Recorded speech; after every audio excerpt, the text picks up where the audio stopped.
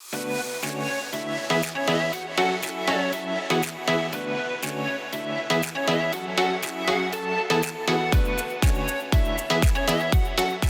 Rav Shalom Shvadron Zatzal, il raconte une histoire qui s'est passée à l'époque de la Première Guerre mondiale. Ici à Yerushalayim, il y avait une famine dans toute la ville. Pas d'argent, pas à manger. Et il y avait une famille là-bas. Un homme, il était Moël. Il avait chez lui un Napoléon d'or. À l'époque, ça valait beaucoup. Avec un Napoléon d'or, il pouvait vivre une année, nourrir lui et toute sa famille. Et qu'est-ce qu'il a fait? Il avait gardé au cas où il n'arrive pas à manger, donc il l'avait mis sur son armoire. Et tous les quelques jours, il vérifiait qu'il était bien sur l'armoire. Napoléon d'or. Un jour, son fils de 7 ans, il a vu que ses parents n'étaient pas là. Il s'est dit, attends, qu'est-ce qu'il cherche mon père tous les quelques jours au-dessus de l'armoire? Il s'est levé, il a pris une chaise, il a commencé à regarder, il a vu une pièce. Ah, je tape chez moi, je vais pouvoir manger des bonbons. Qu'est-ce qu'il a fait? Il a pris la pièce, il est couru vite à la Macolette, à l'épicerie. Là-bas, il a acheté quelques bonbons et il rentre chez lui à la maison.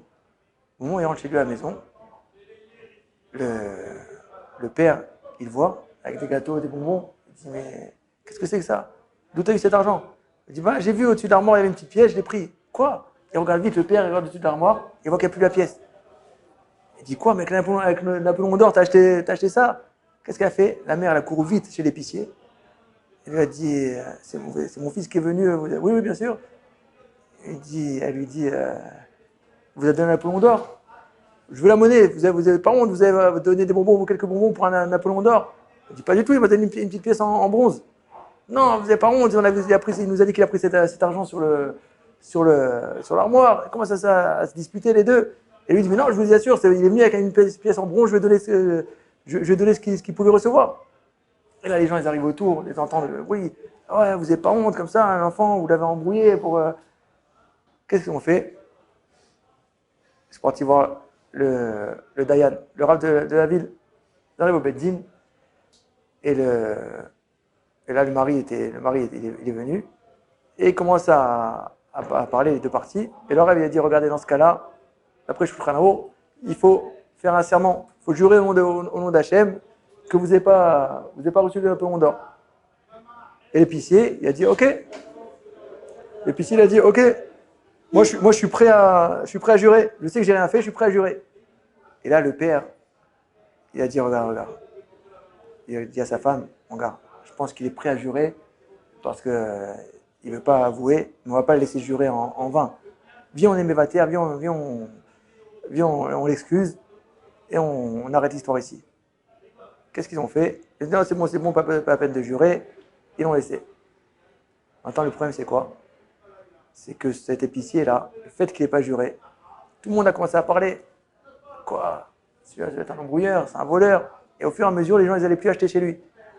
Quand on a voulu marier ses enfants, on ne marie pas avec les enfants, on ne marie pas nos enfants avec les enfants d'un voleur. Ça fait une grande marloquette, une grande dispute dans toute la ville. La guerre est passée. À la fin de la guerre, le père de l'enfant, il reçoit une lettre. Et dans la lettre, il ouvre, il dit voilà, je vais vous envoyer cette lettre pour m'excuser. À l'époque, il y a quelques années, j'étais très affamé. J'avais une famille à nourrir, des enfants. Et je marchais dans la rue. Et j'ai vu quoi? J'ai vu que vous voyez votre fils avec un Napoléon d'or en train de se diriger vers l'épicerie. Et je me suis dit, attends. En période de famine, si un enfant comme ça il a un Napoléon d'or, c'est que chez lui, il doit être très riche. Alors je me suis dit, qu'est-ce que je vais faire? Je vais lui emprunter, entre guillemets. Alors je me suis approché de lui, en tour de passe-passe, je lui ai échangé la pièce avec ma pièce en bronze. Et moi, j'ai pris Napoléon d'or et j'ai pu, au Hachem, pendant un an, subvenir aux besoins de ma famille. Vraiment, je suis désolé, je comptais vraiment vous le rendre. Et voilà maintenant que la guerre est finie, j'ai de l'argent et je vous rends. Il envoie aussi un Napoléon d'or. Oh, aïe. Le père, quand il voit ça, il est tombé. Le Rav Vadron, quand il a raconté cette histoire, il m'a pleuré. Il a dit, regardez, maintenant, l'épicier, il va arriver au Gan Eden. Pourquoi? Avec toutes les bouchottes, toutes les la honte qu'il a eue ici dans ce monde, c'est répare, il va arriver au Gan Eden. Le père de l'enfant, c'est pas de sa faute.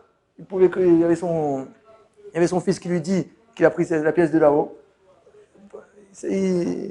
Donc il n'est pas vraiment condamnable. Celui qui a pris la pièce, lui il s'est dit, c'est un enfant d'un riche, je rendrai le vol que j'ai fait plus tard, c'est ce qu'il a fait. Donc les trois personnes, plus ou moins, ils ont des circonstances atténuantes. Mais qui c'est qui va prendre le plus? Et c'est toute la ville. Tous ceux qui ont pris parti pour un et pour l'autre et qu'il y a une marloquette dans toute la ville. Et que ça a fait comme ça la honte à l'épicier. Et il s'est mis à pleurer dans la Jvadron pour dire combien la marloquette, elle est grave. On voit dans la parashat Hashavua, Velo yeh kekorach vekaradato.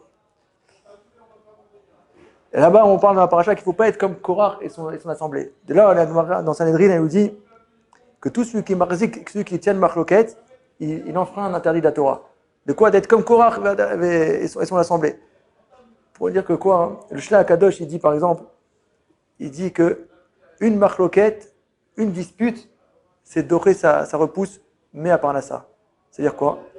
Quelqu'un qui va être en marloquette avec une personne qui va faire une dispute, s'il devait avoir un flux de Parnassa, ça va enlever toute la Parnassa qu'il devait avoir. C'est pour ça qu'une fois, il y avait un juif qui s'est fait humilier. Et les gens qui étaient autour de lui, ils disent, mais réponds, pourquoi tu te laisses faire comme ça? Il leur a dit, je ne comprends pas. Et regarde, les gens, quand ils veulent une Parnassa, ils partent d'un pays à l'autre, ils vont travailler des mois, des années pour ramener de l'argent. Dis-moi en un instant, ici maintenant, de ne pas répondre à la marloquette, de ne pas me rentrer dans la dispute, comme il dit le Shla Kadosh, la Parnassa, elle arrive. Et comme on l'a dit plusieurs fois aussi, que quoi? Que un kli marzik bracha. Il n'y a pas un ustensile qui reçoit la bracha comme quoi? Comme le shalom. Le fait d'éviter la marloquette et d'être béchalom, alors on reçoit la bracha. De toujours être béchalom.